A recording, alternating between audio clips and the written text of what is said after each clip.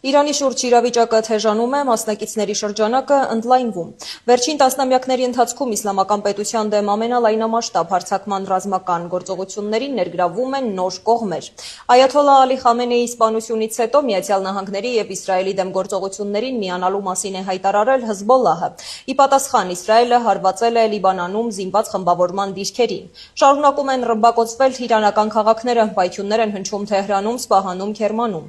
Իրանը պատասխան հարվածներ է հասցնում Իսրայելին, ամերիկյան ռազմական օբյեկտներին, այդ թվում Մերձավոր Արևելքում տեղակայված ամերիկյան ռազմաբազաներին, որի հետևանքով տուժում են նաև տարածաշրջանի շենք-շինությունները։ Իսլամական հեղափոխության պահապանների կորպուսը քիչ առաջ հայտարարել է Իսրայելի վրա հարձակումների 10-րդ ալիքը սկսելու մասին, ինչից հետո Իսրայելի տարածքում հզոր պայթյուններ են որոտացել։ Իրանը քիչ առաջ հայտարարել է, որ հարված են հասցրել Իսրայելի վարչապետ Բենյամին Նեթանյահուի գրասենյակին, ինչ արդյունքի է հասել հարվածը, դեռևս հայտնի